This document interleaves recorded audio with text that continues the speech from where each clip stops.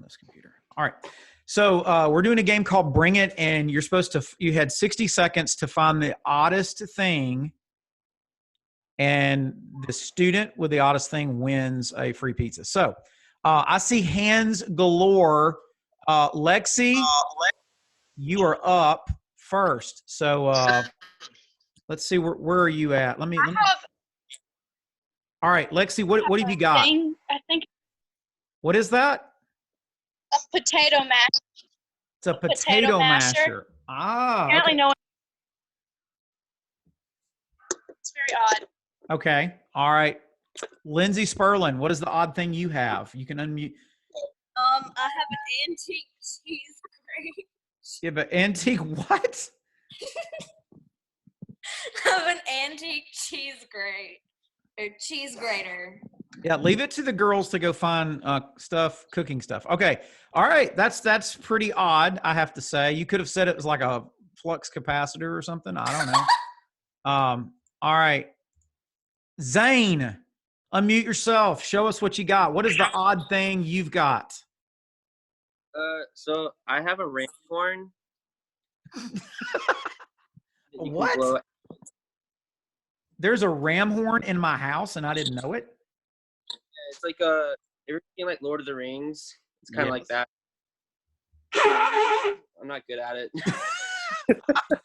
Are you sure that was the ram horn? Yeah, well. Okay, Zane. Very good. Satori, what do you have?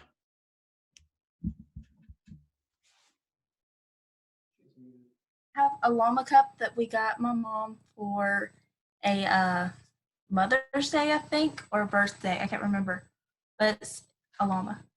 Does she like llamas? She thinks they're funny.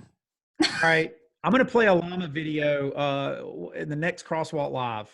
I'll play it. It's interesting. Oh, no, you don't. No, it won't join. All right. So the llama. Okay. Good job, Satori. Wait, all right. Another one. Mitchell, what do you got, man? I have a bent face mask from an old football helmet. College or high school? It's from high school. I bent it, and my coaches were taking it off my helmet, and I was like, what are y'all going to do with that? And they're like, we're just going to throw it away. It's no good. And I was like, can I keep it? And they were like, yeah, sure. So I kept it. Did you bend it when like there was a big hit or something, or you just grabbed them? I mean, how did that get bent? Honestly, I don't know when exactly I bent it. I know I bent it like in the course of a game, but I like realized halfway through the game that my eyes were either like crooked or something was wrong, and my face mask was like this. And yeah, it's all mashed up in the front. Wow. Okay, that was pretty cool. Aubrey, what do you got? You're still muted, Aubrey. I'm working on it. Okay. Oh, okay, sweet. This is my odd item. I don't know that you can see her. Can you tell? Yes. She won't be still. It's just my puppy dog. It's the best thing I got. All right. Sweet. She would come to me. All right. Reese, what do you got?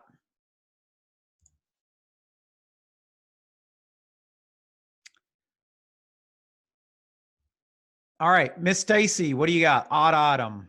Or is it Harley? I don't know. Okay, it's both of us. Okay. What you got? Here's mine. Is that a jack? Yes, like, you play jacks, but this is much bigger. I'm not even making it's, yeah. See? So is it like a paperweight? Yeah. Okay. I imagine, or a little decoration, something to throw at somebody. I don't know. Wow. Okay. Multi. Okay, what is that? Mine is a 3-year-old piece of bread. Oh. Hold on. Okay, I did this. I did this for a Bible study at our dance studio to remember that Jesus is the bread of life, and it's really hard. It's like a rock, but it's like 3 years old, and I've had it in the Ziploc bag, and we drew a cross on it like to remember. And okay. You need to understand, it wasn't Jesus. It didn't take Jesus 3 years to get out of the tomb. I mean, it took him 3 days. So I'm just putting that out there. Bread is not good. All right. Look, it's not even moldy. Hey, and then just like snapped it. Harley, your mom's not going to let you do this because she's a nurse and a mom. But if you ate a Don't piece of that, you would probably win. I'm just putting. Okay, don't do that. I don't want Then you I to would be get the oddest. sick. Okay, true story. There was a guy that bought like a big, like a Happy Meal, left it in the box for 10 years and opened it live. Yeah, tell me about it. Okay, all right. MC is in the house. What do you got, MC? What is the odd thing you were able to find? Okay, I don't know what it is, but it's like some decoration my mom had, and it looks like coral to me. It is coral. I was gonna say my J-Sams, but then I was like, no, coral seems more Or odd. it's an exotic salt lick for a deer. I don't know, but it's really pokey and it hurts. But anyways, this is what I found. All right, very cool. Can you put that on your head without it falling and breaking? Because I don't want to have to replace that. No, okay. Don't do that. Do not do that. All right. Ava, what is up, Ava? How are you tonight? What do you got? I'm good. So I got this a few months ago. It is a Donald Trump pin that kind of it talks, and when you it has like these boxing gloves. Yeah. Want me to demonstrate? Yeah, I'm having a hard time seeing you. Your screen's locked up. Yeah, oh, I can see you now. All right, yeah. So you got a Donald Trump. All right, go ahead. Yes, and it's a pin. It actually writes, but this is what happens when you push the button. Don't touch the hair. Never forget 7-Eleven. Never forget 7-Eleven. I'm the best Zoomer. I invented Zoom a long time ago. I am the best Zoomer of them all. Okay, all right. That was pretty cool. Aurora, what do you got? I need to stop. What do you got, Aurora? What's up? Okay, so I got this for Christmas one year. It is a spider. Is it real? I don't think it's real because it's not moving. I was reading your lips, Harley. You're making fun of me. Stop. Okay, so I got this for Christmas. Okay. All right. Okay, wait a minute. Whoa, wait. Do you put it on your Christmas tree every year as a decoration? It's kind of. No, we do not. I would get in trouble. The Nightmare Before Christmas. You ever heard of that? I mean, okay. All right. That's pretty cool. Do you sleep with that? It's like a stuffed animal? No. It's remote controlled. It's remote what? It's remote controlled, so I can scare some people with it. Okay, I'm just gonna go ahead and say this. We still got hands going up. Y'all are some freaky people, all of you. All right, every one of you. All right, all right. Reese, what do you got? Me, Reese? Am Yes, I the only Reese? I believe. Here? So. Okay. I don't know, but you're the one up. What's up? Okay, so I have a funny one and then I have a realistic one. Okay. So the funny one is my brother. The realistic one is I don't know what this is. It's a fossil of some sort. It looks like a fossil of dinosaur poop. It collects fossils, and so it's just some weird, odd. Okay. I don't know what that is, but that. Me neither. See, that's why it's odd, and it's in a storage case, and it's very front and center, and it's presented nicely. Odd. I don't know. Do you watch a lot of sci-fi movies? Well, see, if you did like me, you would know that thing you've got in your hand is an alien egg that at some point is going to crack. It's been dormant for thousands of years, and it's going to take over your brain. Be careful. All right. Hannah Estes, what's up, Hannah? What you got that's odd from your house? So it's kind of odd. This actually has two parts. I have a 12-pound weight ball that my dad gave me to help me be stronger. I don't know, get stronger. I got it a little while ago, And Okay. the thing is, I'm supposed to be tossing it with the person in my house, but my sister doesn't want to, and sometimes my mom doesn't want to. And so I have this stuffed animal I got for Valentine's Day. I call it Potamus. It's an alligator. Potamus, short for hippopotamus. So I just I Oh, throw it at him. wow. So you named an alligator hippopotamus. Yes. Yes. That in it itself is odd. Hannah, thank you. Vincent, what's up, my man? What you got that's odd from your house? So, can y'all hear me? Yeah. I have a gas stove for backpacking trips. What? What are you doing? Oh my gosh. You're going to burn your house down. Do not let Gage see that. That's all I want to know. Gage would burn our house down if he had that. Have you ever melted like aluminum or anything with it? Give it to me. Stop it, Gage. Give it to me. Well, it starts by using a little tiny little itty witty bitty little shocker, little yeah, like a little shocker, and I accidentally pressed that while unscrewing it. So yeah, I've got shocked a lot whenever setting it up.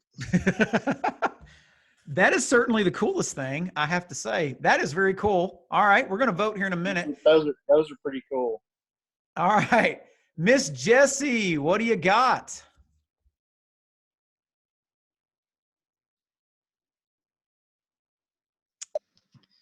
There you go. Well, I tried to get it to work, but I have this inflatable seat that I got on a mission trip in Thailand, but as you can see, it doesn't really work well. So, yeah, came in this little green bag. Ooh. Now the problem is getting up. I was going to say, have you fallen and you can't get up? Yeah, I need a life alert. Okay, sorry. All right, Dawson, what you got? I got my painted toenail. Whoa. Hang on. You haven't popped up. I see you laughing, Elizabeth Sperlin. All right. Dawson, I didn't see that because it didn't come up on my screen. Talk again. And you're painted what? Toenail. I painted my toenail. That's Smurfy right there. Dawson. I was going to put pink on there, but I couldn't find it. Okay, wait a minute. Dawson, is that your sister's toe? Are you lying to me right now? No, this is mine. See? Me. Did you just paint that during this contest? Yeah. Okay. Very, very, very odd. There's no doubt about that. Very, very. Okay, so is anybody else got anything to share? If you do, raise your hand and I'll call on you. If not, we're going to vote. And we've had a lot. I'm not going to recap all the selections. Carson Terrell, what is up, man? At least you just raised your hand. You want to share? Yeah, I was just wanting to say what up. What up? Who is that behind you? What's your background? That's Liam. Whenever he was a kid, I was hoping he would see it. I like it. He looks like he's about to get like a ice cream or something. I saw it. I saw it. Yeah, you stink. Oh my gosh. All right. Well, that's kind of odd. I know, Liam, I see your hand. Go ahead. Unmute yourself. What do you got? All right, you're on. Buddy. 1 second. Okay, hold up. I have a Chinese calendar from 2019. A Chinese calendar. If you'll notice, in the month of December, I think there's the character for COVID, but that's probably too soon to talk about. All right. Okay. Good job, Liam. That's a cool calendar. I didn't. All right. We've had a lot of selection. So here's the deal. Life group leaders, you guys, I want to hear what some of you think was the best or the oddest or the whatever the thing that you think should win. Anybody want to chime in on any of these? You can either chat, because I'm looking at that and Kate is too, or you can unmute yourself or go to town. Miss Stacy, you're unmuted. What's up? My mom votes me. I'm assuming. Yeah. I don't know if we can count that, but okay. Don't forget Isaac. He has something. Who? Isaac. Isaac, do you want to share real quick? We're going to vote. Yeah, I was raising my hand for a while, but it's okay. I have an alligator that my dog is scared of. And I have the baby. Nice. Swamp people. I like it. So you've got the real thing, and Hannah's got the stuffed gator that's named hippopotamus, which I still do not understand. It makes sense. It's a hippopotamus. Yeah, it makes sense. Listen, sweetie, I want to tell you something. That is going to be on the ACT. You need to get your animals down. That's like the first section of the ACT. I've already taken the ACT. I didn't see it on there. Well, I'm going to tell you, you probably got at least 2 things wrong on your ACT because of that. All right. All right. Let's vote. I tell you what, if everybody, and this goes for any of you, you can vote for yourself if you want to. I want you to blow up the chat, and you tell me right now. You can tell me the person that wins right now. Start voting right now. Don't say it. Just type it in the chat. All right. Adult leaders, if you want to unmute yourself, raise your hand or whatever, you can comment while everybody's voting on chat. But everybody vote. What was the bet? Who is the winner of everything that was showed? And they get a pizza. All right. I'm seeing Hannah, Lindsay, Kate. You need to count for me here. The bread. Oh my gosh, it's blowing up. No. I'm seeing a lot of Harleys. I'm seeing some Hannahs. I'm seeing some Zanes. Cade, come on, be nice. All right. Keep counting. Keep counting. All right. Yeah, Zane, your mom voted for you. Congratulations. Good. I want to hit hippopotamus for Christmas, Gage. Oh my gosh. Okay. Liam. What is up? How did you get that picture of Liam, Carson? That's what I want to know. I need to get that and make that my background. That's what I'm thinking. We all ought to have Liams floating, behind us. Okay. I'm seeing some Vincent votes. Man, no doubt. Stop it. He took it. Okay. Donald Trump, the pin. Man, y'all, this is tough. Dylan votes bread. That bread is old. I'm not going to lie. I mean, that is just that. That's some nasty stuff right there. Ava. You want to try it? You know what? If I could, I would. Are you going to try it? Hey, wait a minute. Don, I want you to break it, but take it if you can and just tap it on the table and let me hear what it sounds like. Let me see if it's like a rock. Well, it's already broken. Here, hold on. It's going to disintegrate when you take it out of the bag. You know, Gage, I was trying to watch and then you talked. Okay, go ahead. Somebody's at your door. You need to go get it. Okay. All right. Cade, can you kind of count votes roughly? You may want to write them up on the board. I think Harley's one of the ones. Vincent's getting a lot of love, man. Dawson as well. Yeah, everybody's loving everybody. What are y'all doing? Y'all acting like some Christians, man. All right. I don't know who to give the thing is. I'll tell you what, Cade, while how many people people the lesson, why don't you write them on the board and tally them up? Like go back through the chats and just write them and tally them up. And we'll determine the winners here in a minute. Brad, were you saying something? How many people are voting like 15 times a piece? It is American Idol, Brad. Okay. All right. It's a grater, not a cheese grate. Hey, I have a stuffed duck that my great grandmother made.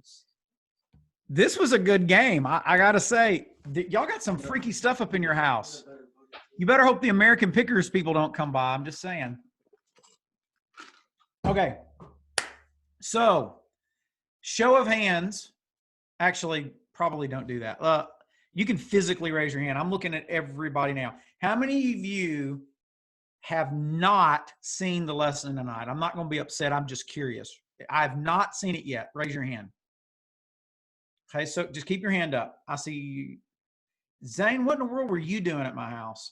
Okay, Isaac. Okay, I'm not hating on you. Okay, the other Isaac. Okay.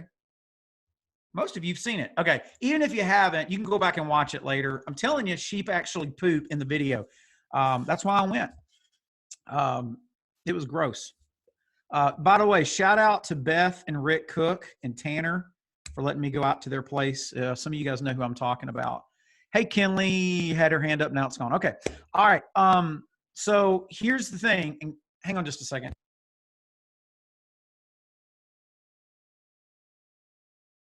Okay. All right. So I'm going to try to pull up something here. So there we go.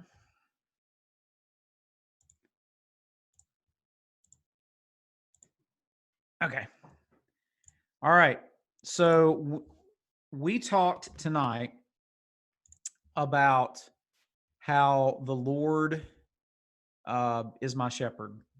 And we're going to be looking at Psalm 23 for the next few weeks and just a little bit at a time. So we started off at the beginning. King David wrote it. If you don't know King David, he was he grew up the youngest in a family of boys. He was the runt of the litter, so to speak. He was a shepherd. And while Saul was king and Saul was an evil king, he turned out evil. God had the prophet Samuel anoint David. And so David grew up a shepherd. In fact, he was able to defeat the giant Goliath because he said, well, I've killed bears and lions and things like that have tried to attack sheep. So, his experience as a shepherd, he carried with him his whole life. And so later in life, he's actually writing Psalm 23, and he's talking about how God is his shepherd. So David's writing from the perspective of a shepherd, even though he's saying in the Psalm, hey, I'm one of God's sheep. This isn't really a question that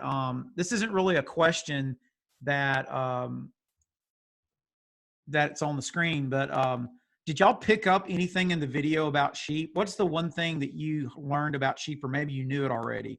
Who wants to answer that? Raise your hand and I'll call on you. Anybody know anything about sheep? All right, Lindsay Sperlin, what's up with sheep? What did you learn? I did not know that sheep were stupid. They are absolutely stupid. Miss Beth told me, not that they do this, they're not mistreating animals or anything. She said you could take a 2x4 and whack a sheep in the middle of the head and it would just look at you like, like they don't. They said sometimes they'll look out and a bunch of sheep are swimming out in the pond over their head. They don't even remember how they got there, and they're just they have to go get them out. I mean, they need a shepherd. Harley, what do you want to add? Or Miss Stacy, what do you want to add? That's me. I said that like every time one of the things like started walking, all the other ones would follow it. Yep. That's a great observation. Sheep will wander away from the herd, but they also tend to follow whoever decides they want to go to the left or the right. Does that remind you of anybody you know? Anybody? It's us, because God refers to us as sheep. So what does that mean? I think God realizes we're helpless. I don't think he's hating on us or putting us down, saying we're dumb necessarily. But I am saying, I think, Jesus is being very, the New Testament talks about him being the good shepherd and us the sheep. We need a shepherd. We need a God. Left to our own devices, we're going to struggle. No doubt about it. And so we're going to look at a few things here in just a minute, if I can keep going here. All right. So what do you think David meant when he says, the Lord is my shepherd? What do you think David meant when he says, God, you're my shepherd? Anybody?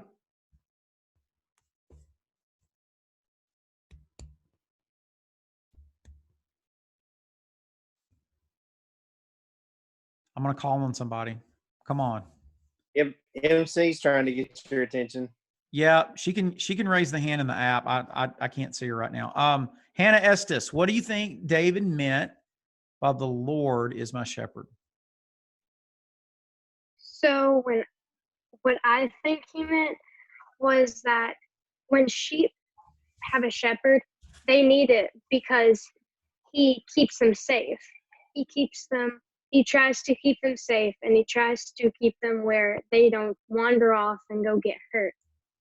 So when God is our shepherd, he tries to protect us and lead us in the right direction, and he tries to protect us. Yeah. He tries to help us.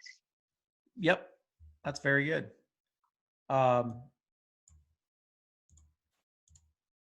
So Jesus in the New Testament, and I talked about this during the video, and I know some of you hadn't seen it, but in John chapter 10, now Psalm 23, if you don't know the Bible real well, that's Old Testament, okay? Jesus in the New Testament plays off this idea in John chapter 10, and he says, if you're looking at the screen, he says, I'm the good shepherd, and I know my own sheep, and they know me. I think that's very important. If you're got a Bible open and or you're got your app open or something, and you should highlight that, because this idea, it's not just some animal out in the middle of nowhere that I don't really know. Jesus says, oh, I know them and they know me. He says, just as the Father knows me and I know the Father, so I sacrifice my life for the sheep. So Jesus is saying, hey, I am the good shepherd. So what are some ways that Jesus is the good shepherd that maybe I talked about in the video, or some of you guys may know? How's Jesus like the shepherd David talked about in Psalm 23?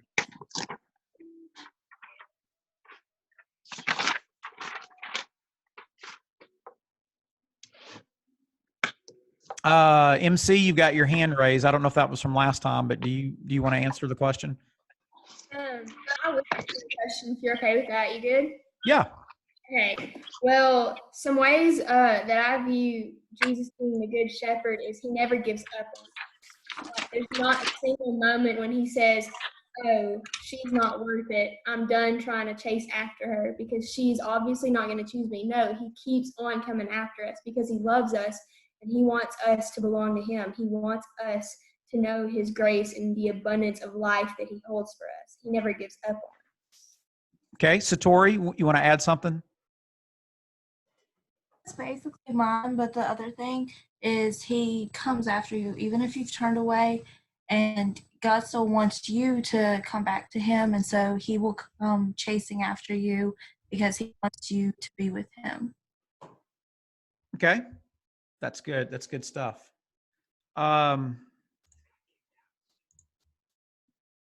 Okay, you can get back on. It happens. Okay. Sorry, y'all. I'm talking to Kate here for a second. All right. So, two things I want to talk about for a minute or two that I really didn't get a chance to talk about in the video that I think, guys, you should know this, because a lot of people don't believe. They'll say that, God wants a personal relationship with you, but they really don't know what that means. So there's some other places in the New Testament Jesus refers to us as sheep and him the shepherd, besides when he says I'm the good shepherd. And it really opens your eyes to what the heart of the Father, that God wants a relationship with you and me. And so, God wants a personal relationship, and what's really important that I hope comforts you is God wants a secure relationship. Personal, like I know them, they know me. I know their voice, they know my voice. There's familiarity, but security, I've got them, and so does the Father, and we're not letting go. And I want to show you a couple of examples, because some of you, we sing songs like, oh no, it's kind of an old song now, but oh no, you never let go through every high and every low. Where do we get that from? Well, we get that from what I'm about to show you. John chapter 10. You might want to go back and read this when we're done here tonight or tomorrow, whenever. But it says, Jesus says, he says, my sheep, in other words, people that follow me, these are Christians. My sheep listen to my voice. I know them and they follow me. I give them eternal life and they will never perish. Okay. No one can snatch them away from me. I am, and he says, and the Father has given them to me, and he is more powerful than anyone else. I and the Father are one. So this is definitely a picture. Let me get off the screen. I'm sorry, guys. I got about too many things going on, and God is reminding me, Brandon, you're not me. The picture Jesus is saying is, hey, I know their voice. They know my voice. So, somebody really well, if they're in the other room, even if you didn't know they were here and they talk, you think, oh my gosh, that voice. Jesus says that you begin to learn what his voice sounds like. And when you cry out, like some of the sheep did in the video to God, God knows your voice. And then he goes on. So there's personal. And then he goes on and says, I've got them in my hand. Nobody can snatch them out of my hand. The Father's got them in the hand. So it's like this. You're like this. When you get saved, Jesus has got you. The Father's got you. And I and the Father are one. Nobody can snatch you out of my hand. I mean, that's security of the believer. Once you're saved, you're saved. Jesus is talking about that. You know, John 10:27, if you're doubting your salvation, or you've got somebody that says, man, you know, I don't think I will save. If you really gave your life to Christ, he's got you. Even though you may wander, even though you may stray, he's still got you. So what do you guys think about that? Anybody want to comment on that? Reese, what do you got? Okay, so one thing that I always think of, and it was also part of the last question, is the song Reckless Love. He leaves the 99 to come after me.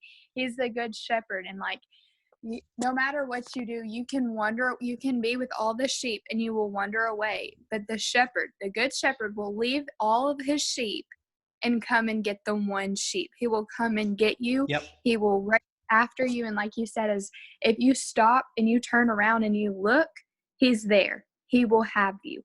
He will get you. He will save you from whatever trial or hardship or whatever else it is that you're going through, the silence that you can go through. He's there. He's chasing after you wander away. Just a little tidbit. Yeah. So let me see if I've got that down here. Yep. You're getting ahead of me, Reese, but I'll go ahead and put it up here because you're right. You're exactly right.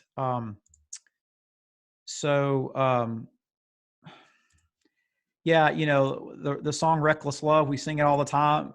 It's based on this passage of scripture. Matthew 18:11, Jesus says, if a man has 100 sheep and one of them wanders away, what will he do? Won't he leave the 99 other sheep on the hills and go after and look after the one who's lost? So that's where you get that from. And that's partly why he's the good shepherd. He chases after you when we don't deserve it. When we're sheep, we just decide, hey, we're going to go over here. Maybe some people decide they're going here and they're going to live this way, a certain way. We go with them and we start acting just like them. Very cool stuff. All right. Trying to get back to where I was a minute ago.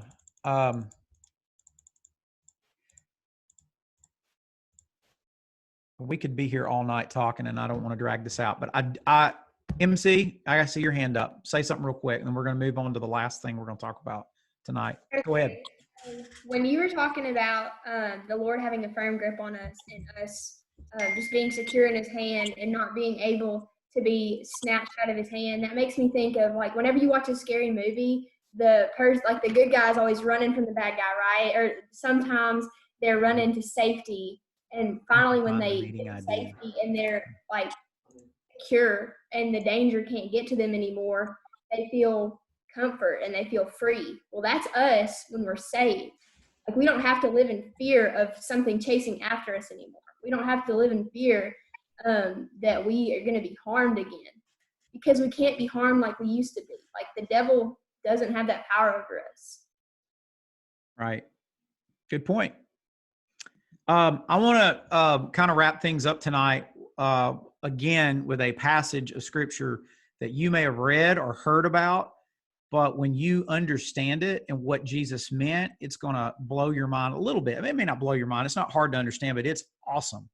And again, John chapter 10 is the place. I'm just telling you, Jesus does a lot of illustrations about sheep. So in John chapter 10, verse 7-9, I want y'all to look at this. This is so good. Jesus explained it to them. In other words, he's explaining what the heart of God is like. He's saying, this is why I'm here. He says, I tell you the truth. I am the gate. In other words, the door for the sheep. He says, yes, I am the gate. Those who come in through me will be saved. Now, we can get a little off, subject here. Does anybody know what he's talking about? The gate. Some of you may have heard this, but I'm going to show you a picture here in a second. Anybody know what it means to be? How is a shepherd a gate to sheep? Anybody want to take a guess?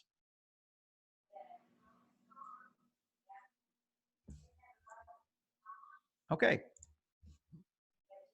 Aurora, what do you got? Okay, so I'm not exactly sure, but I'm gonna take a guess at this. So, I'm gonna say that it's the thing that keeps them steady. It's the things that keeps them keeps them from going too far, and getting hurt. Okay. Lexi, what do you got?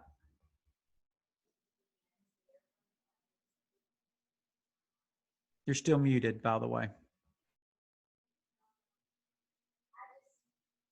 Okay. MC, what do you got?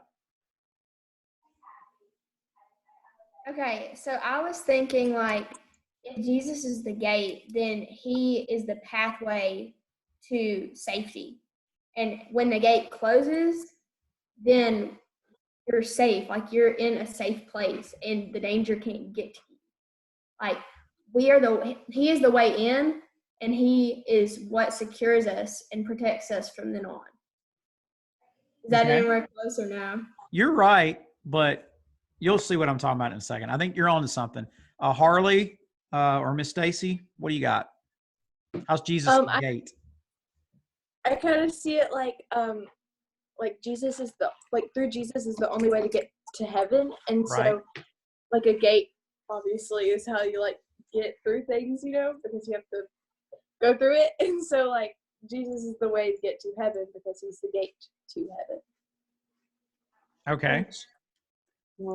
So I'm going to explain this to you guys. This is so cool. So back in Jesus's day, and this would have been the same way in King David's day in the Old Testament, shepherds would wander, would lead the flock, lead the sheep to places to graze and all that. And then at night or at various times, he would find an inlet. It could be a part of a cave, or there were actually things they built out of stone, and they would have an opening. They didn't have a door. They just had a place to go in and a place to go out, whether it was a natural inlet like a cave or something like this that you guys, I don't know if you guys can see that on the screen or not.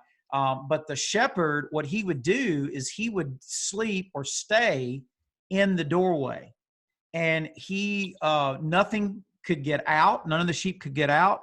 And if there was a wolf or a predator that was trying to harm the sheep, that wolf, that animal would have to go through the shepherd to get to the sheep. Does that make sense?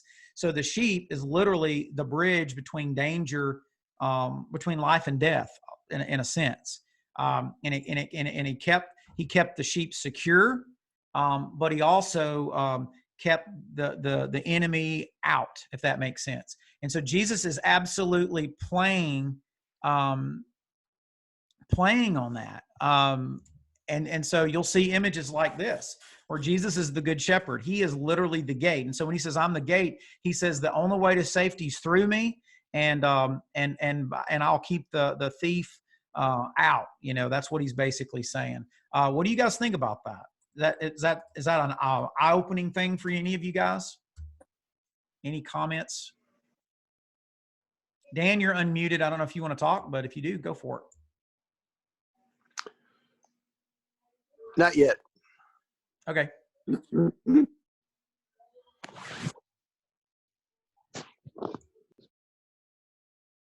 So is that new? Anything new to you guys? Anybody ever heard that before? Dawson? See, I think of God as a one-way gate, and it only opens one way to where you can get in, but you can never get back out. And so it's that's what I think of it as, is just a one-way gate. You're right about that, but when you say it that way, it makes God sound like he's like in The Sopranos or a Godfather or something. Like there's only one way in, you cannot get out, or whatever. But you're right. I mean, Jesus is saying, I got you. And why would you want to get out? You're safe. You're provided for. You're going to be cared for. Yeah. I remember one episode of Dragon Tales when I was little, and the big blue dude, he got in. He wished his way to be like to dragon. I don't remember what it's called, but you can never get back out. Yeah. Unless the person lets you out. So that's what I kind of think of, is you can never get back out unless God lets you out, which he's never going to do. Yep. And Harley alluded to this. John 14:6, Jesus says, hey, I am the way, the truth, the life. No one can get to the Father except through me. In other words, I am the way to the Father. No doubt about it. Let's see. Last thing of the night here. I had more, but I think we're doing pretty good. So I closed the message tonight talking about two groups of people, worriers and wanderers. Does that make sense? People who worry, people who wander. They're sheep that worry and they're sheep that wander away. I wanted to kind of spend a few minutes before we get done kind of talking to you guys about each of these groups of people, because inevitably you're one of the two. And so am I, by the way. Could somebody tell me what in the world, what is, when you're talking about the analogy of the shepherd and the sheep, what does a worrier basically do with a shepherd? Satori?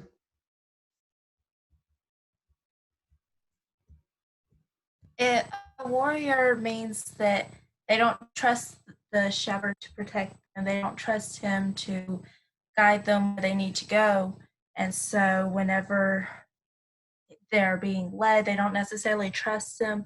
Even though they might say it, they might sort of feel it. They don't really trust the shepherd to lead them where they're supposed to go. And they just have, I guess, trouble. I don't know.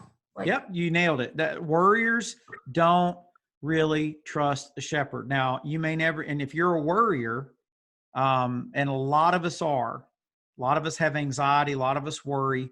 What we're basically saying is God can't handle it. God doesn't have it. This is above God's pay grade. This is rocking my world, so it's got to be rocking God's world, and maybe God's forgot me or whatever, or God's got a plan and it's not as good as mine. I know it isn't. So, I've got to take matters into my own hands, so to speak. And so that's a real issue. Jesus, talked a lot about worry, and Matthew 6 is your chapter. If you're worried tonight, he says, why are you worrying about all the things that non-believers worry about? Because non-believers worry about where are we going to eat? How are we going to get paid? What are we going to wear? What's happening with the economy? Which he's saying, basically, which is it's a normal thing to do. I mean, he says these things dominate the thoughts of unbelievers, but your Father already knows your needs. And he says, so don't worry about tomorrow, because tomorrow's got enough trouble of its own. Seek first the kingdom of heaven and all that kind of stuff. You guys can read about that later. So worry is a big thing. So let me talk for a minute about wanderers. What in the world is a wanderer? Not like I wonder like I'm thinking, but wander like I'm drifting. When we're talking about a relationship with the shepherd, what do wanderers do? Aurora, what do you got? A wanderer is someone who does not know God, and they don't come to God. They just go out wherever they want. They're like that one sheep that leaves, and that's the one who's chasing. That's what God is chasing. Yep, that's exactly right. Wanderers don't really follow the shepherd. They don't know him. They don't care. They may know, there are people that I know about Jesus, but I don't give a flip. I am going to live my life my way. I'm going to do what I want, when I want, how I want, and I'm going to make my choices and go over here with this group of people or go by myself. It doesn't matter. I'm going to do this. And I don't want God or anybody telling me how to live my life. Man, the prophet Isaiah in the Old Testament, this is a verse for you if you're a wanderer. He says, all of us like sheep have strayed away. By the way, Isaiah would say, and the Bible is saying to you and me, that at some point, all of us have been a wanderer. Like we have drifted from God. We didn't give a flip about God. And he says, all of us like sheep have strayed away. We've left God's paths to follow our own. And yet, in spite of that, the Lord laid on him, talking about Jesus. This is a prophecy about Jesus, the sins of us all. So Isaiah is basically saying all of us have strayed. All of us have sinned, so to speak. We've left God's path and we want to do it our way. Yet, even though we've done that, even though we keep getting, like Miss Beth told me about her sheep, they'll just get caught in a fence. Like they'll just stick their head in there and get caught, and they'll stay there for days. They don't know how to get out. The shepherd comes along and says, okay, you've done this 1,000,000 times. I'm going to pull you out another, if you do it 1,000,000 times, I'm going to love you enough to pull you out 1,000,000 times. And that's what it means to wander. So what do you guys think about wanderers? What do you do if you're wondering? What do you think the antidote is, or if there's an antidote? What's the action step if you're wondering right now, if you're drifting? Anybody want to raise their hand? Satori was okay. Mary Caroline, what do you got?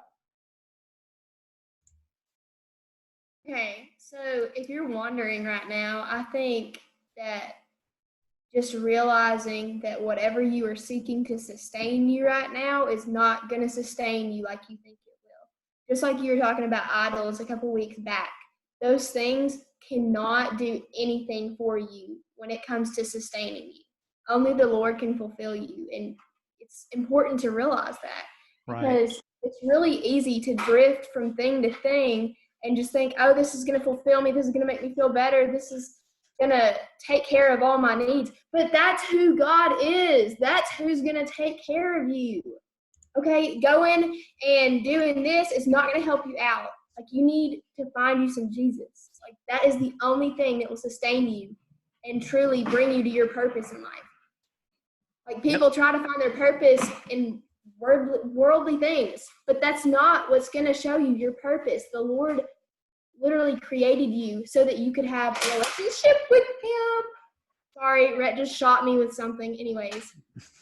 Okay. But, yeah. Anyways, the Lord created you so that He could have a relationship with you. He's your creator. So if He's your creator, He probably created your purpose too. I'm sorry, I'm talking with my hands. I don't mean to. It's okay. I do it too. I'm guilty of it too. No, you're doing great. Harley? Well, in order to truly know who God is and what He is, then you have to listen to Him and learn His voice, like how the sheep know the shepherd's voice. You have to learn His voice to be able to build the relationship with Him. And so, I don't know.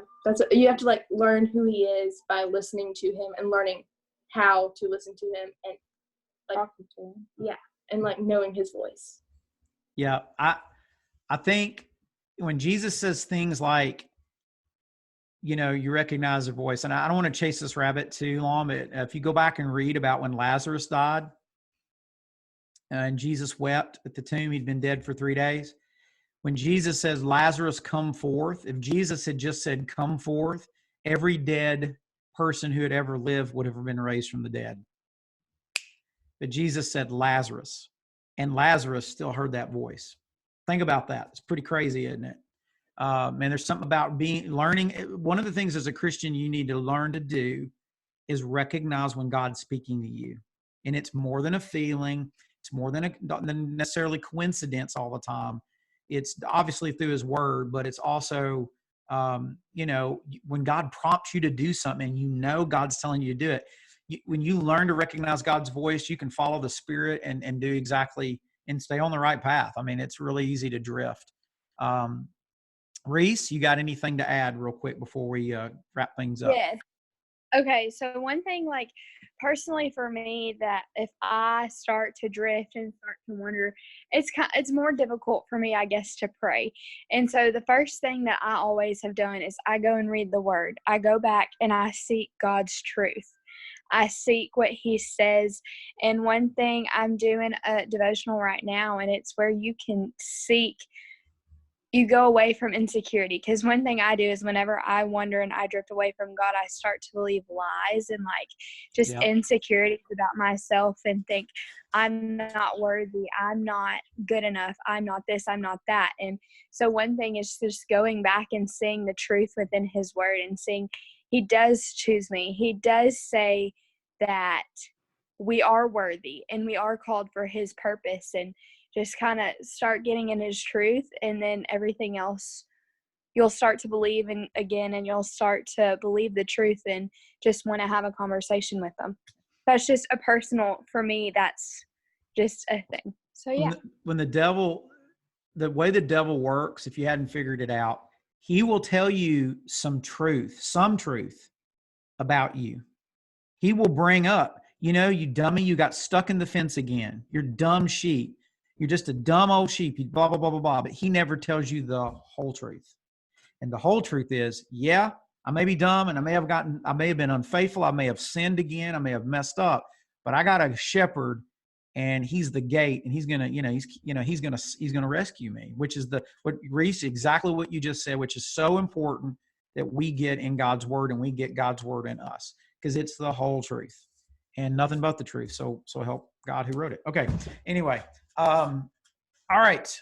I think I got one more little thing to share with you guys, and we will be deal. So if you're here, and I know some of you are watching, and you're definitely listening, but if you feel like you're wondering, maybe you've never given your life to Christ, or maybe you did and you're not sure, but boy, you're far from God. I mean, you're here tonight, obviously listening to what we're talking about. So how do you stop wondering? I'm telling you, what I said in the video is what anybody that wants to get things right with God has to do. You don't work to get saved, because you can't get yourself unstuck from the fence, so to speak, or out of the jam you're in. Sin has got you in. All you can do is turn around and ask for help. That's all you can do. Call on the name of the Lord and cry out to him. And I'll tell you, God won't wait when you cry out to him. He'll come to you, and just like we talked about earlier, he'll leave the 99 and go after the one. So even if you're the only one here tonight, you may feel like you're the only one that's strayed, the only one that's messed up. Well, you're not. But even if you were, God will run after you. He is that good, and it's not a fairy tale. He's just that good. And so, I hope you guys are like David. You know that God is your personal shepherd. I think that is really important. The Lord is my shepherd. Next week, we're going to look at the next phrase, which is what? Does anybody know? Anybody want to raise your hand and tell me what the next part of Psalm 23 is? MC, go ahead. You got your hand up anyway. Go ahead. Read. What's the next part we're going to talk about next week? Isn't it I shall not want? I shall not want. Anybody know what that's about? I'm not going to teach it tonight, but anybody know what that's about? It's about contentment. It's about contentment. It's about I shall not, I have everything I needs versus wants. That's next week. So that'll be good. Yeah. MC's mind is blown. I can see it. All right. I want to see you guys real quick. Hey, does anybody want to say anything that somebody hadn't talked? I'm not trying to put you on the spot. Hey, Lexi, I saw your comment. I'm sorry. I was waiting for you to unmute yourself. So I apologize, but you had a really good comment. You were spot on, sweetheart. Does anybody want to say anything? Harley? Can you tell Kate I said hi? Cade, Harley says, hey. Hello. All right. Thank you. That's about as much as you're going to get out of Cade. Mitchell, what's up, buddy? Okay. I have a question for everyone that is on here, and I would like you to respond by raising your hand in the chat if you know how to do that. But it's for Sunday night. I'm planning on doing a specific game Sunday night, but I need to know, I know a lot of you Zoom on your phones, okay? If you do not have access to a computer, either a laptop or either another device that's not your phone, like if you have like a laptop or an iPad or like a desktop, doesn't matter.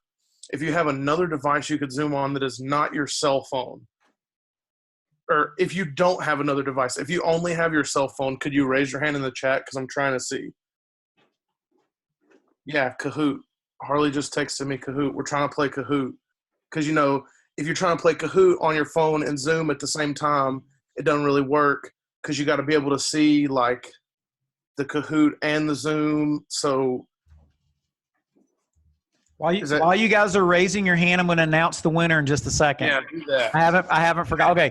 But while you're raising your hands, according to Cade, and he did not factor in the American Idol votes, okay, where you voted 1 million times for your favorite teenage heartthrob. All right. According to Cade, Harley won. She had 7 votes. Isaac was second with 5.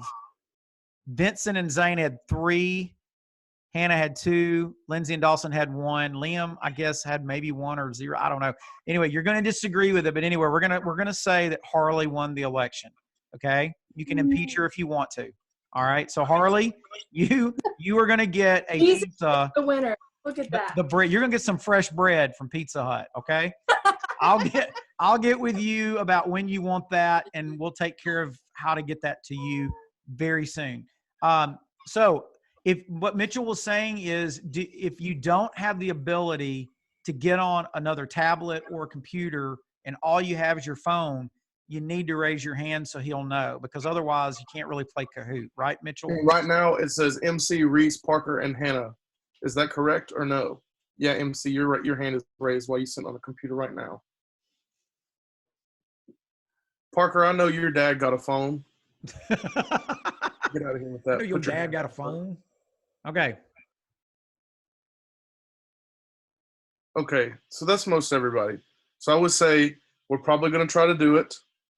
So Sunday night, make sure you have 2 devices. If you want to use your tablet or a computer to do the Kahoot and still have your phone on Zoom, it doesn't matter. Just try your best to have 2 devices Sunday night, because we're going to play Kahoot and it's going to be fun. But yeah.